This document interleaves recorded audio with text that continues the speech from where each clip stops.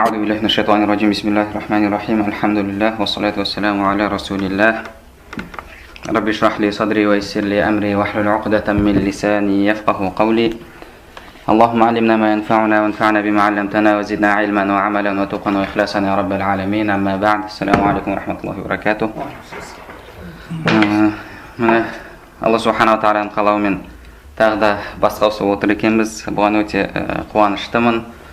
Себебі өткен жолы уақыт сәл тығыздау болып қалды. Негізінде мен сейсенбі, сәрсенбі, бейсенбі күндері кездесуді көздеген едім, бірақ ол күндер Алла насіп етпей жұма күні болды. Бірақ жұма күні уақыт тығыздау еді. Мен сіздермен отырған кезде де айтқан едім, 6-ға дейін уақытым бар деп. Бірақ 6-дан 47-ге дейін созылып кетті. Мен 7-те баратын жерім бар еді. Оны сырттан кейбір адамдар тыңдап алып, ерсін қашты деп түсініпті. Әлбетте ол негіз ондай емес, енді Алла көріп тұр ғой. Және сол себептен де қазір көздесіп отырғанымызға өте қуаныштымын. Енді иншалла бұл өткендегі отырыстың жалғасы, және бұл отырыс пайдалы отырыс деп ойлаймын. Себебі сөйлесіп жатыр. Ең болмағанда енді біреу мысалы мынау дұрыс екен деп мына жаққа өтпеген күнде де енді арамызда иншалла бұл бір түсіністіктің болуына себеп болады деп ойлаймын. Себебі кейбір адамдар ойлайды, мысалы әшарилер немесе матрудилер деген кезде, немесе тафуид жасаушы, тәуил жасаушылар деген кезде көбінше мына имам әшари мен матруди деген екі кісі бөлек, екеуі бір бұрышта тұр. Сөйтіп сол нәрселерді айтып жатыр. Мына жақта 99% мұсылмандардың барлығы оған қарсы, сол екеуі ғана бір бидағаттарды шығарып жүр деп ойлайды. Негізі иншалла осындай отырыстарда ғұламалардың сөздері келтіріліп жатқан кезде бұл адамға ой салады. Ең болмағанда арадағы бір түсіністіктің пайда болуына екінші жақында дәлел бар екен ғой деп мына қарсылас адамда түсінік пайда болады деген иншалла ойдамын. Енді тақырыпқа кіретін болсақ, қазір оқытам бауырымыз, Алла разы болсын, бір жарым сағаттай түсіндірдіңіз. Енді өзіңіз ұстанатын нені ахлі сүннаның ақидасы деп қабылдаған. Егер рұқсат болса, иншалла маған да енді айтып болғанша уақыт берілсе, иншалла біраз осы мәселелерге тоқтап кететін болсам. Сіз сөзіңізді фирқалар, солардың ішіндегі әхлі сүнна уәл жамаа қатысты сол мәселедегі әхлі сүнна уәл жамаадан өзгеше ұстанымдар жайында түсіндіріп кеттіңіз. Және одан кейін жиһа, яғни бір тарап, дене, арат деген сөздерге қатысты ғұламалар ол сөздермен кейде дінде бар нәрсені бір адам жоққа шығарып беруі мүмкін. Сол үшін не айтпақшысың деп сұраймыз, солай сұрау керек дегенді айттыңыз. Және бұл осындай ереже бар дедіңіз. Мен өткен отырыста записіде тұр. Мен сұраған едім. Осыны имам Абу Ханифа рахимахуллахтан алдын сәләф ғұламаларынан кім айтты? Осы ережені кімнің сөзінен кездестіруге болады деп сұрақ қойған едім. Қай жерде келеді деп сұрамаған едім. Енді сіз біраз ғұламаларды келтірдіңіз. Негізінде ол ғұламалардың ешқайсысы имам Абу Ханифа рахимахуллахтан алдыңғы ғұламалар болып есептелмейді. Яғни осы ережеге қатысты. Жоқ, тоқтаңыз енді. Енді мен сөйлеп жатырмын ғой. Одан кейін жауап бересіз иншалла. Жоқ, келісейік. Сіз қазір айтқан сөзіңіз Абу Ханифадан біріншіден Абу Ханифа туралы бұны сөйлесіп алайық қазір. Бір тақырыптан басқа тақырыпқа көшпейік. Жоқ, мен жалпы сіздің сөзіңізге тоқталып жатырмын. Жақсы, түсінікті. Ондай болса қазір бірінші Абу Ханифа рахимахуллахтың мәселені шешіп аламыз онда. Сіз қазір айтып отқаныңыз, сіз былай қайда келтіріп аласыз. Абу Ханифа айтты дедіңіз. Бұл бір. Абу Ханифаға еріп тұрмын дедіңіз. Екіншіден, мен келтірген қаншама салафтарды Абу Ханифадан қазір айттыңыз, одан кейінгі деп аласыз. Олай емес. Имам Зухрилер, имам Макхулдер, Абу Ханифа мен бір қатардағы адамдар. Сондықтан оны мен истифсал жасаймыз деген ережеге қатысты деп жатырмын. Мен жалпы сөздерін айтып жатқан жоқпын. Жақсы. Олардың сөздерінде Абу Ханифа рахмахуллахтың истифсал қылмағандығы туралы келтіріңізші. Имам Абу Ханифа, жоқ, мен айтып жатырмын.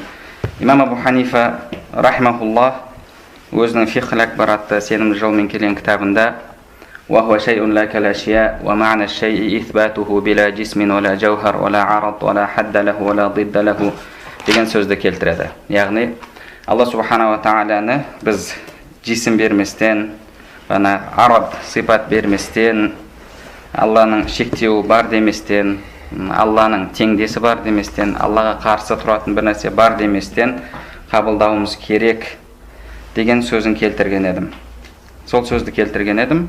Және сол мәселеге қатысты, яғни кейін сіз сол имам Абу Ханифаның сөзі, яғни джиха немесе арад, ол имам Абу Ханифада джиха деген сөз келеді, осы екі кітабында келеді. Жисім деген сөз фиқх акбарда келіп жатыр, жисімді қолданған, арад дегенді қолданған келіп жатыр. Енді фиқх акбар кітабында. Ол енді фиқх акбар кітабында келетін болсақ, енді айтып берейін да. Жоқ, осыны сөйлесіп алайық дедім ғой, Абу Ханифаны сөйлесейік. Ол фиқх акбар кітабы қай риwayatпен келгенін айтасыз? Мен Хаммад баласының. Сол Хаммад баласынан келген риwayatты ғалымдар, мен сізге соны оқып берейін. Хаммадтың сол фиқх акбар кітабы деген кітап мұсылмандар арасында бар кітап. Кейбір ғалымдар оған шарх жазған, Мулла Али Қари сияқты басқалар. Көбінесе сол баяндай Ашари Матуридилер жазған. Енді Аль-Фиқх акбар деген кітапты осы кітап Абу Ханифадан екендігін келген, Абу Ханифаның сөзі екендігі белгілі емес. Бұнда белгілі емес екендігі, кейбір ғалымдар бұл ешқандай Абу Ханифа кітабы емес екендігіні айтамыз. Біріншіден сіз айтып отырған Хаммад ибн Аби Ханифа, ол кімнен риwayat етеді? Асим ибн Юсуф аль-Балхиден, ол Асим Мухаммад ибн Муқатилден. Үшеуін де имам Захаби келтіреді Мизан кітабында, білесіз Мизан. Хаммад әкесінен келтіреді. Үшеуі де нейді әлсіздер. Соны Хаммад да әкесі Абу Ханифадан келтір деп жатсыз. Одан алдын кім риwayat етті? Хаммадтан Асим ибн Юсуф аль-Балхи, одан Мухаммад ибн Муқатил.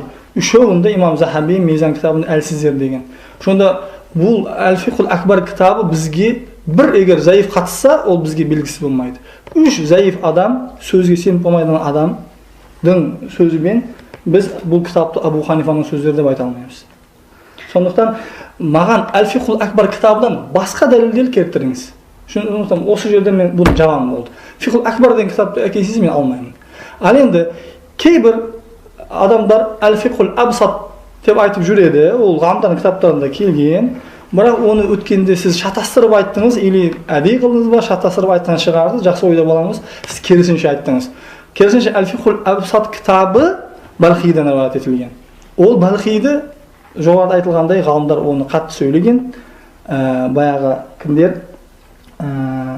Абу Дауд оны Жахми деп айтқан, Абу Хатим оны Муржа деп айтқан, кейбірлері вообще одан да басқа сөздер айтқан. Сондықтан Аль-Фиқх абсат кітабы одан да әлсіз. Ол Абу Ханифаның айтқан сөзі екендігі. Сондықтан Аль-Фиқх акбар, Аль-Фиқх абсат деген кітаптар, бұл кейбір ғалымдар осыны бұл кітап Абу Ханифаның жазған кітабы емес, немесе оның шәкірттеріне айтқан сөздері емес деп бірнеше, яғни ұстаздар да бұны келтіреді. Өйткені мынау хадистерді не болып тұр? Көрдіңіз, бірінде баянда не бар? Үшеуі әлсіз, Аль-Фиқх акбар кітабында, Аль-Фиқх абсат ол одан да әлсіз жолмен келген. Сондықтан бұл кітаптан басқа кітаптарын айтыңыз. Хорошо, имам Абу Ханифа рахимахуллахтың Фиқх акбар атты кітабы бар екендігін негізі үлкен, мысалы имам Мулла Али Қари секілді мухаддистер олар оған шарх жазған, және жалпы ханафилер имам Абу Ханифадан Фиқх акбар деген кітаптың келгендігін олар мойындайды. Және имам Абу Ханифа рахимахуллахтың ондай сөздерді мысалы ішінде қолдануы, оның барлығы сол заманға сай. Неге? Себебі имам Абу Ханифа рахимахуллах негізінде ақида біліммен айналысқан адам. Одан кейін енді біз жоғарыда айттық, ол ханафилер сіз кейбір ғалымдар деп жатсыз. Енді кейбір сіз ол кейбір осы үш риwayatында үш әлсіз бар екенін мойындайсыз ба? имам Абу Ханифа рахимахуллахтан баласы Хаммад риуаят етеді. Одан Хаммадтан риуаят еткен адам да әлсіз, одан риуаят еткен де әлсіз. Енді біз инсаппен сөйлеуіміз керек. Қалай сіз санатында 3 әлсіз адам бар, Пайғамбар алейхиссалам бір хадисінде бір әлсіз адам бар болса, біз пайғамбар айтқанына сене алмаймыз. Қалай бізге 3 әлсіз адам бар санатпен біз сіз қазір осынша Абу Ханифа айтты деп тұрып, қазір осыншама Макхулдер, имам Аузаилер, басқа Зухри сияқты үлкен ғалымдардың сөзіне қайшы келетін сөз әкеп алсыз. Сіз нақты сөзіне ешқандай қайшы келетін сөз емес. Ол кітаптан келтірмеңіз. Біріншіден мен жоғарыда айттым, ол туралы талас бар, кейбір ғалымдар оған шарттар жазғандар да бар, бірақ әлсіз хадистерді ғалымдар шарттар жаза береді. Сіз әлсіз ғалымдар шарт жазса болды, соны алып кете бермейсіз ғой. Әлсіз хадиске амал қылмайсыз. Сондықтан оған біз қабылдамаймыз. Енді талас кезінде, әсіресе талас кезінде таластың әдебін жазған ғалымдар не деген? Әлсіз сөзбен таласуға болмайды деген. Келісесіз болсаған? Нақты мен сенетін нәрсемен сөйлеңіз. Әсіресе талас кезінде мен қабылдамайтын нәрсемен қалай мен таласасыз? Сондықтан басқа дәлел келтіріңіз. Осы ақида саласында қазір Саудияда үлкен жазып жүрген кім Хумайс деген кісі бар. Сол кісі Усулул имам Аби Ханифа атты кітабында имам Абу Ханифадан фиқл акбардың сәбит екендігі ақиқат деген сөзді айтады. Жоқ, Мұхаммад Хамис оны әлсіз екендігін айтқан керісінше. Жоқ, менде кітабы тұр үйде, және сол жерде сол кітап сәбит, бірақ ішіндегі сөздерді, кейбір сөздерді алмаймын дейді. Бізге Мұхаммад Хамис дәлел емес, сіз қалай санатты қабылдамасын тұрып қалай оны аласыз? Екі риуаят келген, екеуі де әлсіз, бір-біріне әлсіз болған. Сіз басқа жолмен келтіріңіз. Мен айтып отырмын ғой, бұл мәселеде талас бар ма жоқ па? Мен басында айттым, бұл кітапта мен бүкіл ғалымдар бұған келіскен деген жоқпын. Абу Ханифаның осы Әл-Фиқл Акбарның Абсат деген кітабы бар екендігінде талас бар. Кейбір ғалымдар шарт жазған дедім. Бірі Мулла Аль-Хари. Бірақ деп тұрмыз, біз қарайтын болсақ, бәрі әлсіз жолдармен келген. Сондықтан біз оны Абу Ханифадан сәбит деп санамаймыз. Мен әсіресе талас кезінде не істеуге болмайды? Сахи хадистермен немесе сахи нақылдармен сөйлеңіз. Жақсы, сіз қабылдамайсыз. Онда сіз қабылдамайтын болсаңыз жарайды. Онда имам Тахауи рахимахуллахтың ақидасы сенімді жолмен келгенін қабылдайсыз ғой? Қабылдайсыз. Және ол кісі сол жерде Ахлу Сунна вал Жаманың имамдары Абу Юсуф, Мұхаммад, Абу Ханифалардың ақидасы деп келтіреді, дұрыс па? Иә. Келтіреді, және ол кісіге ешқандай имам қарсы шығып, жоқ сен бұл жерде олардың ақидасын дұрыс келтірмедің деп айтқан емес. Дұрыс. Айтқан емес. Имам Абу Джафар Тахауи рахимахуллах, имам Абу Ханифа рахимахуллахтарда Алла субхана ва тағала дини емес екендігіне, Алла субхана ва тағаланың шектеулерден пәк екендігіне Та'ала Аллаху анил худуди вал ғаят деп сөзін келтіреді. Ол өзім сөзім емес, бұл имам Абу Ханифа рахимахуллахтың ақидасы деп жатыр. Яғни Алла шектеулерден пәк деген сөзі, Алла субхана ва тағала шектеулерден пәк. Ла тахвихил джихати ситту касаирил муптадаат. Алла субхана ва тағаланы 6 тарап қамтымайды, басқа нәрселерді қамтығандай деген сөздері имам, яғни Алла субхана ва тағаланы жесімдіктен пәктеу. Яғни имам Абу Ханифа рахимахуллах осындай сенімде болған. Значит, ол осындай сенімде. Түсініп алдыңыз. Тахауидің сіз мен сөзімді енді бір жарым сағат сөйледіңіз. Өткенде сөйледіңіз, мен тыңдадым. Мен сөйледім, сіз тыңдадыңыз. Енді қазір бұны әл-ақсу әл-ата болып жатыр. Алу, беру болып жатыр. Енді мен әрбір нәрседе тоқтатамын. Жоқ, енді бір жарты сағат сөзіме ондай емес. Біз келістік. Бір мәселені шеше аламыз, кейін мәселеге өтеміз. Өткенде ақидаңыз баяндадыңыз, бір 20-25 минутте баяндадыңыз, оны біліп тұрмын. Кейін көп сөйледіңіз сіз. Жоқ, көп сөйлеген жоқ, одан кейін бір сағатқа дейін сіз сөйледіңіз. Жоқ, ондай болған жоқ. Қазір егер минутпен есептеп шығатын болсақ, анық көбірек талап еттім минутпен есептеп шығады. Қазір біз басында келістік. Бір мәселені шешіп аламыз, одан кейінге өтеміз. Өткен жиналысымызда сіз қаншама нәрсені келтірдіңіз, бүгін солардың басқа нәрсеге өтпей қоя салайық. Алла нәсіп етсе, тағын басқа рет отырармыз. Сол өткен жиналысымызда айтылған, біз екеуміз келісе алмай жатқан мәселелерді шешіп алайықшы алдын. Көп нәрсені қазбалай беріп, бір нәрсе шешіп кейін мәселеге өту керек. Талас солай болады. Қазір осы мәселе, сіз айтып жатсыз, Тахауи айтты, бірақ сол Тахауидің қалай сондай осыны шарқын мысалы қалай түсініп алдыңыз осыны? Қалай түсінуім керек? Қаяқтан тауып алдыңыз соны? Осылай шарттау керек екенін қаяқтан алдыңыз? Осы қазір осы имам Тахауидің осы сөздерінен худуд, ғаят, аркан, адаваттар жоқ дегеннен Аллах Тағалаға сипаттар беруге болмайды деген қағида шығардыңыз. Сол қағидадан қаяқтан алдыңыз? Сипаттарға беруге болмайды емес. Алла субханала тағала сипаттарын жисми мағынада қабылдауға болмайды деп мен осыдан түсініп жатырмын. Себебі мен де айтамын оны. Жисми деп мен де айттым. Жисім деген, ада деген, аркан, осы Тахауиді қалай кесіп аламыз? Худуд, ғаят, аркан, адават деген нәрселерді біз Аллахта бар деп айтпаймыз. Оны айтпаймыз. Сіз мені айтқанымды көрдіңіз бе? Бар деп айттым ба? Жоқ, айтқан жоқпын. Ал енді мен айтпаған нәрсе неге маған не аласыз? Ал енді сіз содан бірақ сіз не шығарып жатсыз қазір? Осы Тахауидің сөздерінен, демек Аллах Тағала мысалы, баяғы түседі десе түспейді, ашуланады десе ашуланбайды, қолы бар десе қолы жоқ, қолды емес, ол қуа дедіңіз өткенде. Осындай түсініп алдыңыз, осы Тахауидің сөздерінен, сол түсінікті қайдан алдыңыз? имам Тахауидің сөзін тікелей аударыңызшы. Та'алаллаху анил худуд деген сөз не деген сөз? Мен оны айттым сізге, оған мен вот аударайын. Аллах Тағала худудтардан, бір шекаралардан пак. Ғаят, ол да сол жақын мағынада. Аркан, рукун. Мына жерде қазір бәрін айтамын. Рукун деген бір тірек. Ада, мүшелерден. Адават, құралдардан пак деді. Және оны деді басқа заттар сияқты, яғни мубтада деген махлуқат, басқа жаратылыстар сияқты 6 тарап не істемейді, қамтымайды деді. Енді осыны сіз қалай түсінесіз? Сол түсінікті қаяқтан алдыңыз, маған айтыңыз. Енді сіз содан сіз қалай шығарып жатсыз? Осы имам Абу Тахауидің сөзінде айтып жатқан жоқ, Абу Тахауи айтып жатқан жоқ. Имам Тахауи айтса егер, Аллахтың қолы жоқ деп айтты ма? Айтқан жоқ. Аллахтың аяғы жоқ деп айтты ма? Аллахтың жүзі жоқ деп айтты ма осы жерде? Алла истива қылмайды деп айтты ма? Сіз соны қаяқтан шығарып жатсыз? Айтыңыз. Біз Алла субханала тағаланың, қараңыз, біріншіден субханалла, сіз қазір уже маған рұқсат бермей тек қана ақызаты жасаймыз дедіңіз. Мен бағана 1,5 сағат бойы сөйлеген сөзіңізге жауап беруім керек еді. Тура сондай болған. Сіз сөйлесіз, мен тыңдадым. Енді ол кезде сіз келіскеніңіз бойынша екеуміз айтамыз дедіңіз, сіз айтпай қойдыңыз. Сіз айтпай қойдыңыз да сұраққа өтіп кеттіңіз. Ереке, жарайды. Біз қазір былай келістік. Так что сіз ережені ол кезде Жоқ, ереке. Біз қазір келістік. Bir мәселені шешеміз де кейін мәселеге өтеміз деп. Келістік пе, келіспедік па? Енді бір мәселені шешіп алайық та.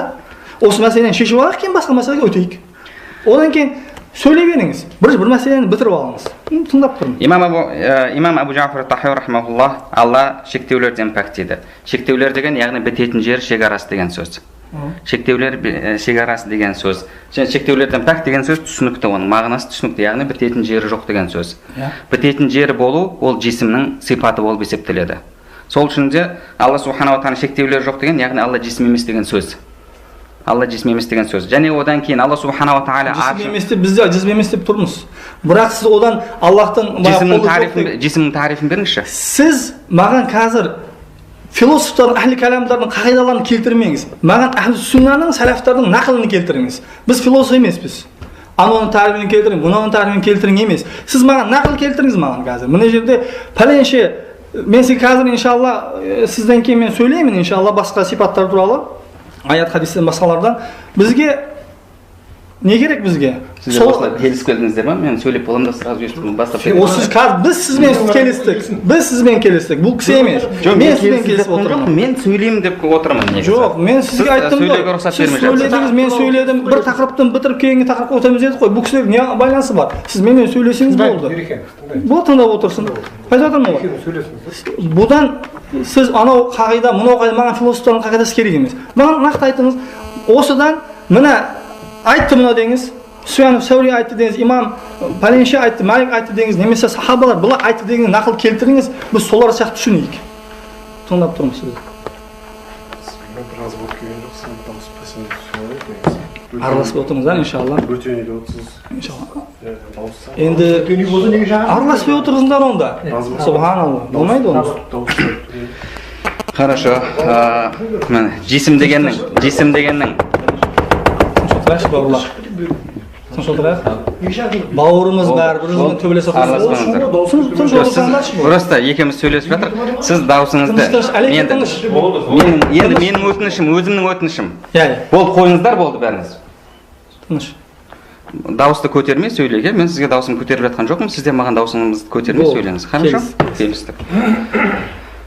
Имам Abul Fadl at-Tamimi rahimahullah, Hanbali mazhabining ulkan ulamasi, imam Zahabi rahimahullah ol kishi jayinda bulay deydi. Tabaqatul Hanabila kitabında da keledi. Және Siyar Alamin Nubalada 17 tom 273 betinde Abul Fadl at-Tamimi rahimahullah jayinda al-Imam al-Faqih Ra'isul Hanabila Abul Fadl Abdul Wahid ibn Abdul Aziz ibn al-Harith at-Tamimi al-Baghdadi al-Hanbali قال الخطيب كان صدوقا دفن إلى جنب قبر الإمام أحمد dedi. Яғни үлкен ғулама. Сол кісінің I'tiqadul Imam al-Mubajjal Ahmad ibn Hanbal деген кітабы бар. Сол кітабында айтады: "Ва анкара аля ман яқулу бил жисм." Имам Ахмад жайында айтады. Жисм деп айтушыларға инкар жасады дейді. Ва қала, және айтты дейді: "Иннал асмаа маъхузатун биш-шариати вал-луға." Алла субханаху ва тағала есімдері шариғаттан, тілден алынған. Ва ахлул луға вадау хазал исма على كل ذي طول وعرض وسمك وتركيب وصورة وتأليف. أهل اللغة أحمد سوزما или إمام أحمد жоқ إمام أحمد عقيدة деп осыны келтіріп жатыр.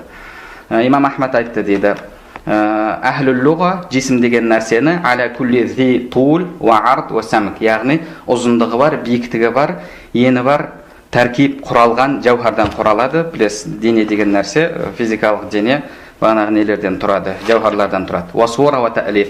Валлаху та'ала харижун ан залика кулли. Алла субхана ва та'ала осының бәрінен харижи дейді. Яғни Алла субхана ва та'ала бұны қатысы жоқ. Фалам яджуз ан юсамма жисман ли хуружихи ан ма'на al-jismiyya. Сол үшін Алла субхана ва та'ала жисм деп аталу мүмкін емес, жисми сипаттан шыққандығы үшін. Валам яджи фи шариа, шариғатта Алла субхана ва та'ала жисм екенде келмеген дейді. Және осыны имам Байхақи рахмахуллах Манақибул имам Ахмад кітабында да келтіреді. Яғни бұл дегеніміз, жисм деген әрбір бана ұзындығы бар, ені бар, биіктігі бар нәрсеге айтылады. Мысалы, стол дене, мынау дене барлығы шектеулі нәрсе. Барлығы шектеулі нәрсе. Сол үшін де Алла субхана ва та'ала шектеулерден пәк деген кезімізде Алла субхана ва та'ала, яғни мысалы біз егер Алла субхана ва та'ала өз затымен аршының үстінде дейтін болсақ. Оқыңыз, сіз өзіңіздің сөзіңіз керек емес бізге. Имам Ахмадтың сөзінде жисімнен пак дейді. Жисім деді, ені бар, бойы бар, ұзындығы бар айтылады дейді. Біз соны айтамыз. Мен оған қарсы сөз айтқан жоқпын. Бірақ имам Ахмад айтты ма, Аллахтың қолы жоқ деп. Соны айтыңыз. Имам, біз не деп жатырық? Біз Алла субхана ва та'ала ниет деген сифаты бар, бірақ ол жисми мағынада емес дейміз. Мен де соны айтамын. Жисми мағынада емес. Мен де айтамын сонда. Мен жисми мағына деп айттым ба соны? Неге маған оны дәлелдемекші боласыз? Мен жисми мағына деп айтпаймын ғой. Сіздер хақиқи луғауи бағана тілдік мағынадағы қолы бар дейсіз.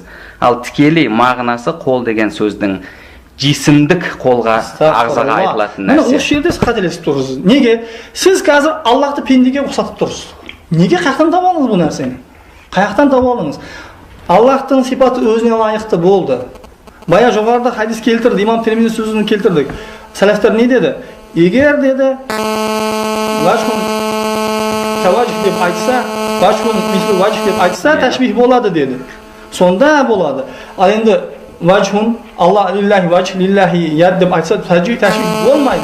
Сіз қазір осы сәләфтердің сөзіне қайшы келетін сөздерді ка деген араб тілінде ка деген қандай мағынаны, қандай қызметті береді? Ка деген соған ұқсас деген. Ау? Соған ұқсас деген, мисл деген, өзі деген. Ұқсастың өзінің нелері бар, түрлері бар, дұрыс па? Ка деген келеді, мисл деген келеді. Ка деген, білемін оны, біліп тұрмын. Жоқ, мен сөйлеуге рұқсат берілсе, енді сіз мен содан сұрасыз мені. Мисл болса өзі бірдей. Екі пиала мисл бірдей. Ка деген ше? Ка деген болса соған ұқсас. Любой ұқсастық. Любой ұқсастықты айта береді. Ұқсасты айтады. Ол 100% болу үшін, мисл болса 100% болады. Мисл деп соны айтады, мәсил деп. Ал шабих, нахвуху деген, назируху деген соған ұқсас. Бұл жерде мен сізге айтып отырмын. Біз тағын қайталаймын. Я, имам Ахмадтың сөзі басымызға қоямыз. Имам Ахмадтың имамдарынан. Я, оны келме қайта айтып отырмын. Біз жисім деп айтпаймыз. Я, біз жисім деп айтады деп айтпас. Біз жисім деп айтқан емеспіз ешқайда. Жисім деп айтпаймыз. Имам Ахмадтың қазір келтірген сөзіге мен 100% қосыламын. Оған қарсы емеспін. Бірақ ол жерден имам Ахмад тілді келтірмеңіз маған. Имам сәләфтерден нақыл келтіріңіз маған. Сәләфтерден келтіріңіз. Имам Ахмад бір жерде осы сөзден қазір осы сөзден маған, осы сөзден Аллахтың қолы жоқ деген бір сөз айтты ма бір жерде? Мен Алла субханала тағаланың яд деген сифаты жоқ деп жатырмын ба? Не деп жатсыз? Мен Алла субханала тағала яд деген Сіз өткенде қуа деп айттыңыз. Қараңыз, қуа деген ол араб тіліне қайшы емес дедім мен. Сіз екі бір сәләфтардан сөз келтіріңіз енді осыған. Яттың қуа екендігіне сәләфтардан бір сөз келтіріңіз. Соны қайдан тауып алдыңыз? Келтіріңіз енді. Болды. Тыңдаймыз сізді. Яттың қудра мағынасында келетіндігіне ме? Мен айтпаймын, иә. Мен айтқан жоқпын. Өткен сабақта да келісім сізге. Я дедім, яттың қуа деген араб тілінде мағынасы бар дедім. Жоқ деп жатқан жоқпын ғой. Бірақ бір сәләф сол нәрседен, сол аяттардан ятны қуа деп кім түсінді? Ятны қуа деп қайсы бір сахаба, таби немесе бір имамдардан келтіріңіз, онда қабылдайық. Жоқ, ол жерде қараңыз, сұрақ былай болды. Екі құдірет па деп сұрақ қойдыңыз. Мен сізге сіз айттыңыз. Араб тілінде сіз әл-мәна ла ястақим деп. Оны қайталауым қажет, өткен сабақты қайталауым қажет жоқ. Мен сізге айтып жатырмын. Яттың қуа деген мағынасы бар дегені мен бар дедім. Бар дедім. Ол ят туралы иншалла мен қазір ғалымдардың сөзін оқып беремін сізге. Сіз ғалымдардың сөзін оқып беріңіз ма? Ал енді бірақ сол именно сол аяттан ят дегеннің тікелей бірінші мағынасы негізі ят қой, қол ғой. Ал енді қуа деп те арабтар пайдалана береді. Иә, баракаллаху. Ал енді именно қайсы сәләф ғалымы осы ятны сол аяттан қуа деп түсінді? Соны айтыңыз. Қараңыз, мен ол жерде араб тілінде, мен тура сол неге қатысты. Араб тілінде оның қудра деген мағынасы, екі қолдың екі қудра деген мағынасы келет дедім. Сіздің сұрағыңызға жауап болды.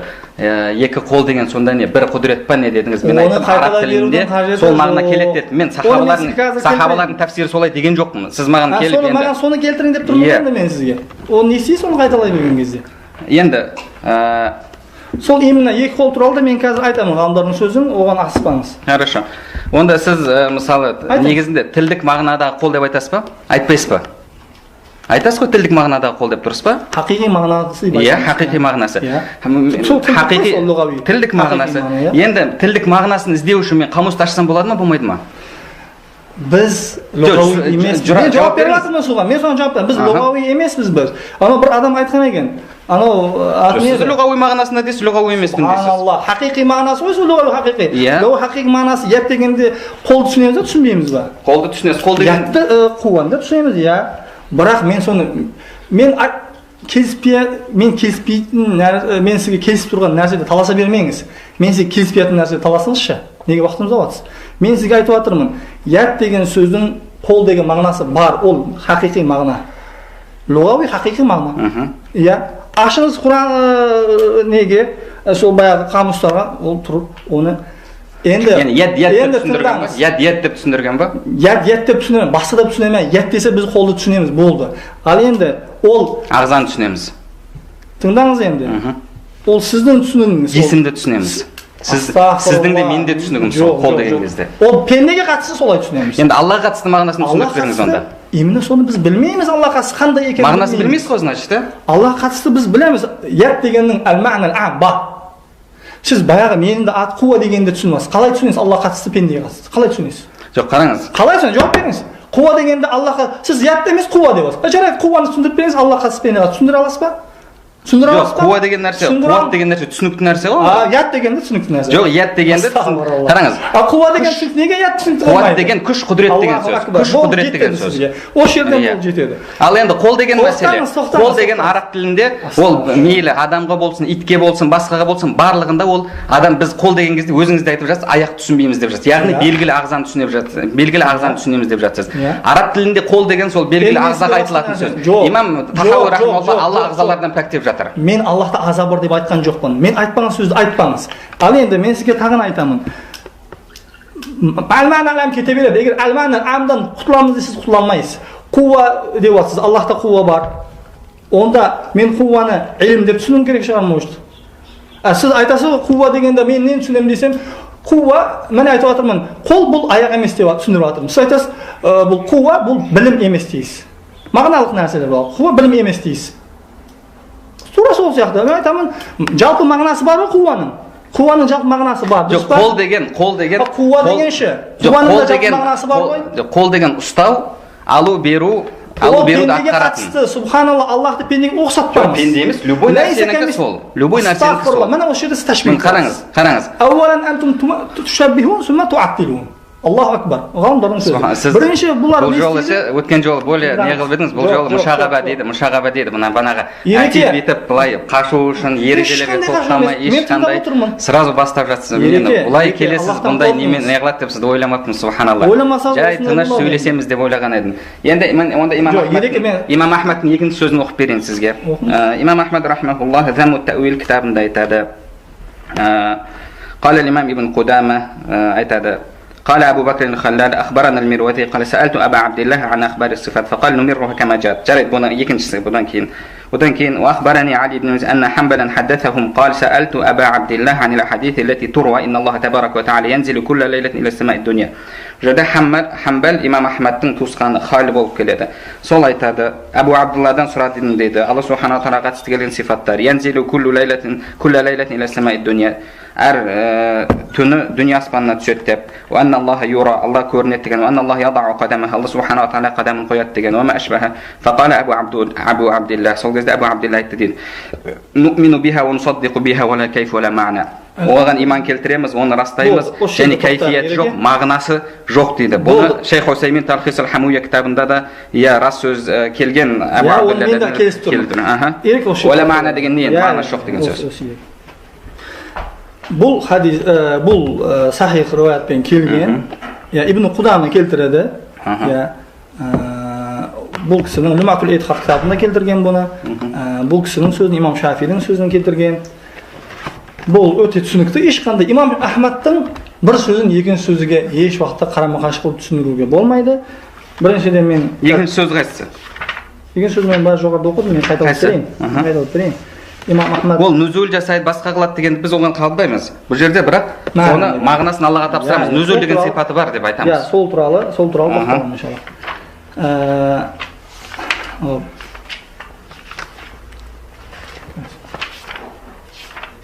Кайфияты да жоқ, мағынасы жоқ деп. Сіздер кайфияты бар, бірақ білмейміз дейсіздер. Дұрыс па? Кайфияты жоқ, мағынасы жоқ деп айтты. Мен оны имам Ахмад айтты деп тұрмын. Қараңыз.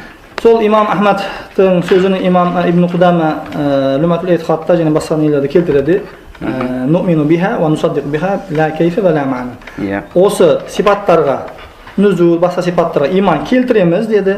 Нусаддиқу биха растаймыз деді. Ла кайфа, яғни қандай екенін айтмаймыз, ва ла ма'на. Мағына дегенді сөзіні енді мағынасы маңдай деп тұрып айтпаймыз деді. Уәлә мағына дегенді мағынасы бұл маңдай болады деп айтпаймыз деді. Уәлә мағына деген сөз мағынасы жоқ деген сөз ғой? Жоқ, ондай емес. Мағынасы бұлай болады деп тұрып бұрмалаймыз деп айтқаны. Субханалла, әнтәл ән мухарриф. Аллаху акбар. Сіз тыңдаңыз енді. Яғни бұл жерде мағына деген әл-мә'нәл батил. Әл-мә'нәл батил. Бұл сіздің түсініктермен дұрыс па? Асыраңыз.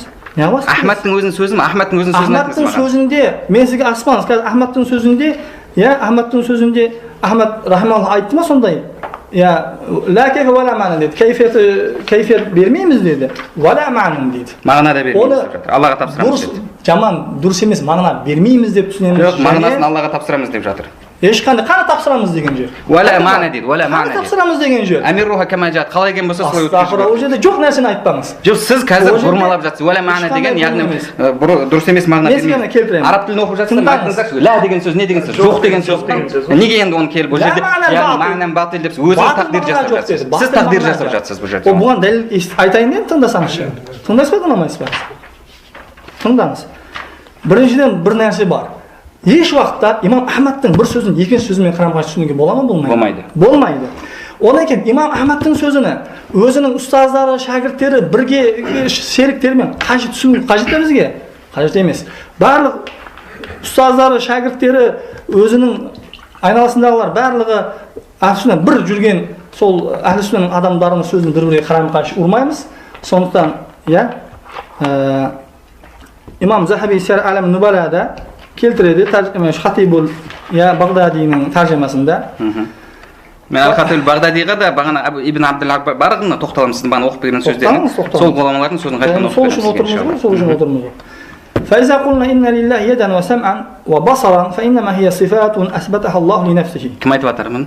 Имам Бағдади. Бұны имам Aytdik, Zahabiy Sir Alam Nubalada Xatib Bag'dodiyning so'z tarjimasini keltiradi. Aytdi: "Fa iza qulna inna lillahi yadan wa sam'an wa basaran fa inma hiya sifatun asbataha Allah li nafsihi." فلا نقول إن معنى اليد القدرة ولا نقول السمع والبصر العلم السمع والبصر العلم فجعل تسمية اليد بالقدرة معنى فجعل سبحان الله فجعل تسمية اليد قالوا معنى دوش كمي غلط فجعل تسمية اليد بالقدرة معنى فالمعطلة يقولون إن معنى اليد القدرة وهكذا. Aytadi İmam Bag'dadi. Biz deydi Allohdan men qudrat deb aytib жатқан жоқпын. Просто arab tilinde бар деп жатырмын. Men aytib жатқан жоқпын. Men Bag'dadining so'zini tingdаңыз деп тұрмын. Sizning so'zingizga men javob berib тұрмын. İmam Ahmadning so'zini qalay tushunib kerak? Mana yoqda aytib tushundirib tur. İmam Bag'dadi tushundirib tur. İmam Zahabiy so'zni keltirgan. Agar deydi Allohning qo'li bor desek, Alloh eshitadi, ko'radi deb aytатын bo'lsak, Allah Taala bu fa'inma hiya sifatun asbataha Allah li nafsihi. Allah Taala sol sifatlarda o'zini bor ekan bekitdi deydi. Ya biz de bekitdik. Endi tingdаңыз. Fala naqul inna ma'na al-yadil qudra. Ya qudra deb aytmaymiz. Yatning ma'nosi qudra deb aytmaymiz. Keyin ne dedi? Faja'ala tasmiyat al-yad bil qudrati ma'nan. Sol bayagı yat qo'ldi qudret deb aytganda ma'na deb aytdi. Demak, muattillar ne deydi? Inna ma'na al-yadil qudra, inna ma'na al-ghadabi al-intiqam. Ma'na falan şeyin ma'nası bulay, falan şeyin ma'nası bulay. İstevada büyüt, istevada ma'nası bulay deydi. Yat dese yat dedi. Yad inna lillahi yadan demek ne deydi? Ma'na al-yadi hakaza. Ma'na al-yadi kaza. Yatning ma'nosi bo'lay. Yatning ma'nosi bo'lay. Yatning ma'nosi bo'lay. Soni edib tur. Ya'ni qudrat degan sifatni bermaymiz, ma'nosini Allohga topshiramiz deb жатыр, durustmi? Hech qanday uni aytayotgan yo'q. Siz niye? İmam Ahmaddan lug'aviy ma'nodagi qo'l deganni keltirishmi? Bir so'zni. Lug'aviy ma'nodagi qo'l degan bir so'zni bir yerdan o'qib beringizmi? İmam Ahmaddan boshqa imomlardan keltirib. Qarashim, İmam Ahmadga tag so'z o'qib bering. İmam Ahmad Al-Bidaya ve Nihaya kitabında İmam İbn Kesir rahmetullah 10. 327. betinde ve ca'a rabbuka ennehu ca'a sevabuhu deydi. Thumma qala al-Bayhaqi ve hada isnadun la gubar alayh. Yani İmam Ahmad bugun ne deysiz endi? To'xtanglar, basını o'qingizmi? Saspаңыз. Jay aytaveramiz. Yo'q, siz adamni ashullantirib жатсыз да, бағана Siz nesin бағана ережен сақтамай жатсыз. Men kitobini o'qib berdim sizga. Qarаңыз, İmam İbn Kesir rahmetullah Al-Bidaya ve Nihaya kitabının 10. tom 327. betinde aytadi. Rawal Bayhaqi anil Hakim an Abu Amr ibn Sammak an Hanbal anna Ahmad ibn Hanbal ta'awwala qawlahu ta'ala وجاء ربك أنه جاء ثوابه ثم قال البيهقي وهذا إسناد لا غبار عليه انتهى كلام ابن كثير. Ne diyorsun?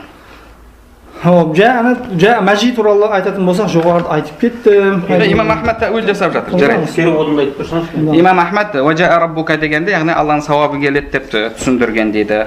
Және одан кейін İmam İbn Kesир айтып жатыр. İmam Bayhaqи айтты, бұның иснадында ешқандай шаң жоқ деп айтты дейді. Бұған не дейсіз? Ол туралы мен сізге баяғы жоғарыда оқып бердім. Не оқып бердіңіз? Қазір оқып беремін сізге. Алланың балтыр деген сипаты бар ма? Bir секіре бермеңіз, бір нәрсені екінші нәрсеге осыны бітіріп алайықшы. Хорошо.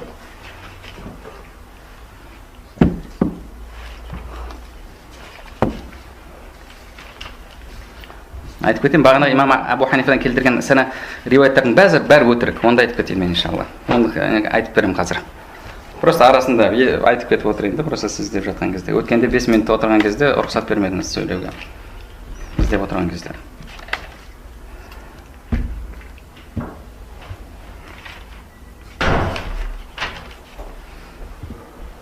Abu Hanifa değil.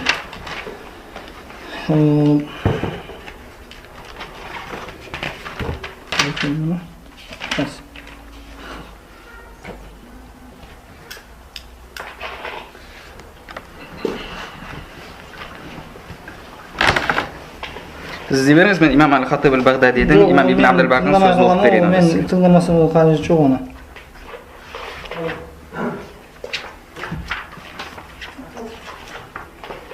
Mana.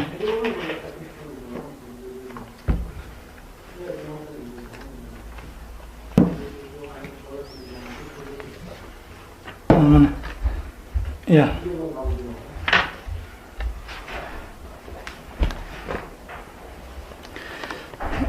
Abu Usman As-Sabuni Aqidatus Salaf kitobining 64-betida keltirgan dedik.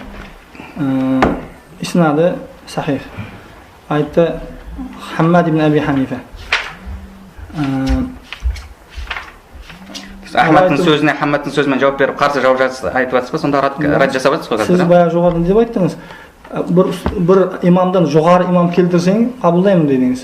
Hammad ibn Abi Hanifa Imom Ahmaddan oldin umr surgan odam. Ya, ikkinchidan Imom Ahmadning ta'vil jasaganini aytdim sizga, o'g'on qarshi javob ber deb aytgan jo'qman men sizga. Ikkinchidan, onun hozir meni so'g'an g'olimlarning so'zini eshitingizchi. Ya. قال حماد بن أبي حنيفة قلنا لهؤلاء أرأيتم قول الله عز وجل وجاء ربك والملك صفا صفا قالوا أما الملائكة فيجيئون صفا صفا وأما الرب فإنا لا ندري معنى بذلك ولا ندري كيف مجيئه فقلت لهم إنا لم نكلفكم أن تعلموا كيف مجيئه ولكن نكلفكم أن تؤمنوا بمجيئه أرأيتم إن أنكر أحد أن الملائكة تجيء صفا صفا ما هو عندكم قالوا كافر مكذب قلت فكذلك من أنكر أن الله سبحانه يجيء فهو كافر مكذب İmam Sabuni rahimehullah Aqidatus Salaf kitabında aytadi. Bu yerda sonda Imom Ahmad kazir ne bo'lib chiqdimi? Jahmiy bo'lib chiqdimi? Jahmiy bo'lib chiqqan yo'q, tundamiz. Sizning kazib aytamiz biz. Ya o'tganda biroz naqllarni keltirdingiz. Onu men tekshirganda biroz durust emas bo'lib chiqdi. Sizninkida sonda. Endi durust emas bo'lib chiqdi. Ya, sondaqdan hozir keltirganingizni inshaalloh onu tekshiramiz. Onu tekshiramiz. Biroq bizda bir jalpi aqida bor. Hech vaqtda biz imomlarning ne istemaymiz? Imomlarning so'zini bukul Qur'on, sunnat, salaflarning ijmosini qayshi qo'ymaymiz. Ya, agar solar bilan birga tushunga mumkinchilik bo'lsa, birga tushunamiz. Agar qayshi kelib turgan bo'lsa, onda onu yani İmam Ahmadda bo'lmasa-da qayshi keldi, bu muavvil bo'lib qoldi. Tunda alasbat tundamiz endi. Хорошо. Hammad ibn Abi Hanifa aytdi. Onu o'qib berdingiz, onu tushundim. Men qaytadan o'qiyman hozir. Uni hozir sizdan so'rab o'qimay qo'yingiz, onu o'qidi, eshitdi. Men qaytadan ma'nosini so'radim, qaytadan o'qib berdingiz. Hozir endi Ibn Abdulbarning so'zini o'qib berayman sizga. Yo'q, siz tingdangiz. Sebab men sizni tingladim. Endi mendan so'radingiz. Imom Ibn Abdulbarning so'zini keltirdingiz, bag'ana salafning nesi boshqa deb. Endi men Imom Abdulbarning so'zini sizga o'qib beraman. Siz mendan so'radingiz qo'y. Vaqt qo'y. Qanday vaqt, hech qanday vaqt berilib yotgan. Siz aralashmangizlar. Ana buni aralashmangizlar. O'zim so'rasam. Men so'ylab boshlab edim, siz to'xtatdim. Men bu yerda hozir axiz ato bo'ladi deb, chaqana beru alu bo'ladi. Sizga vaqt bermayman dedingiz. Yo'q, basında vaqt bermayman deb aytgan jo'qman, ba'vur. Ne deb aytdik? Bir masalani shishib kelmasak o'tdik deb aytdim. Siz tag'in boshqangizni o'qing deb tursiz. Bir masalani shishib olaylik-da. Aytdi. Men ahli sunnat aqidasi tafvud ekanligiga dalil deb bermoqchiman sizga, bar bo'lgan. Allohu akbar. Hozir shuni ijmolarni barini yo'qqa chiqaraylik deb tursa, ijmolarni qanday ijmo, ne masalaga ijmo? Lug'aviy haqiqiy ma'nosida olamiz deganga ijmo keltirdingizmi? Yo'q, unda ijmo. Onday so'z siz topganda yo'qsiz. Ya'ni men sizga keltiraman hozir. Siz o'zunchama bukul ana g'olimlarning ya Imom Zuhriylar, Maqbullar, Malik, Sufyan as-Savri barlig'ini so'zini tashlab hech qayda bora olmaysiz. Aytadi Hammad ibn Abi Hanifa, biz ana kishilarga aytdik dedi. Senlar Allohning vaja robbuka val malak saffan saffa. Ya Rabbing yana perishtalar saf-saf bo'lib keladi degan so'z bor. Ne deysizlar? deb aytganda ular aytadi. Perishtalar saf-saf bo'lib keladi. Al Allohning keluvini biz bilmaymiz. Ne deb aytganini bilmaymiz. Yana qalay kelayotganini bilmaymiz deb aytdi. Sonda ularga aytdim dedi. Biz senlarga Allohning qalay keluv kerak ekanligini aytinglar deb qalay ekanini tushuntirib ber deb so'rayotgan jo'qmiz. So'rab jo'qman. Biroq majid sifatini iymon keltiringlar dedi. Allohning keluv sifatına iymon keltiringlar deb son talab etib turmiz dedi. Sonda aytdi. Agar bir odam perishtalar sap-sap bo'lib kelmaydi desa, o'tirol ne deysinlar degan edi. Onu biz kafir, Qur'onni o'tiribga chiqarish deb aytamiz dedi. Sonda Abu Hanifaning balasi Hammad ne deydi? Onda men de aytaman dedi. Kim Allohning keluvin jo'qqa chiqarsa, o kafir o'tirikchi dedi. Demak, salaflarning sifatini. Ya? Sol turib söylesib turibmiz endi. Demak, Ya salaflardan hozir inshaalloh mana yoqda o'qsak tag'in keladi. Mana. Xo'p. Endi men sizga Imom Ibn Abdulbarning so'zini o'qib berayin. To'xtatdingiz. Endi хорошо. Mana Imom Ibn Abdulbarning siz so'zini keltirdingiz. Biz Alloh subhanahu va taolaning sifatlarini qalay kelgan bo'lsa, solay qabullaymiz deb. Imom Ibn Abdulbar soni aytib jatir. Biz de soni aytamiz. Qalay kelgan bo'lsa, solay qabullaymiz. Amiruha kama ja'at. Sufyan ibn Uyayna rahimahulloh aytganday, kullu ma wasafa Allahu bihi nafsuhu fi kitabihi aw rasuluhu fi sunnatihi fatafsiruha tilawatuha was-sukutu 'alayha. Onun tafsiri Sufyan ibn Uyayna aytadi. Onun tafsiri Sufyan ibn Uyaynaning so'zini keltiraman sizga. Sufyan ibn Uyayna aytadi. Хорошо, ol so'zi senimda, o'g'an hech qanday nengiz bo'lmasin. Onun tafsiri tilovat etu, ya'ni indamay deydi. Men uni izlab ko'ring. Biroq bunda yerda ashiq Sufyan ibn Uyayna onun ustozlari, o Sufyan as-Savri, Malik boshqalarning so'zlarini keltiraman o'sha masalada. Odan keyin qarangiz. Endi Imom Ibn Abdulbar rahimahulloh aytadi. At-Tamhid kitobi bag'ana siz keltirgan 7-tom, juz 37-bet. Wala nadfa'u ma wasafa bihi nafsuhu. Alloh subhanahu va taolo o'zin sifatlagan narsani qaytarmaymiz. Li'annahu daf'un lil Qur'an. Sababi Qur'onda qaytaru. Va qad qala Alloh azza va jalla. Alloh subhanahu va taolo aytdi. Va ja'a robbuka wal malaku saffan saffa. Alloh subhanahu va taolo Rabbing, ya'ni ferishtalar saf bo'lib keladi deydi.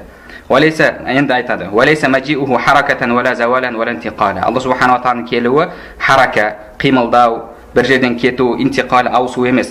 Lianna zalika inma yakunu idha kana al-ja'i jisma. Bu agar keluvchi jism bo'latan bo'lsa, solay bo'ladi dedi. Aw jawhara, nemisi jawhar bo'latan bo'lsa dedi, jism qurolatan narsa. Falamma thabata annahu laysa bi jism wala jawhar. Alloh subhanahu va taolaning jism jawhar emas ekanligi sabit bo'lsa, lam yajib an yakuna maji'uhu harakatan wala nuqla. Unda Alloh subhanahu va taolaning keluvi bir harakat, bir yerdan ikkinchi yerga avsu emas dedi. Al keluv degan so'zning tildagi ma'nosi bir yerdan ikkinchi yerga avsu. Unda tildik ma'nosida bunday bo'lmaydigan bo'lsa, unda maji' sifatning ma'nosini Allohga topshiramiz. Mana o'sa bizning nemiz aqidamiz. Mana o'sa tafvid bo'lib hisoblanadi.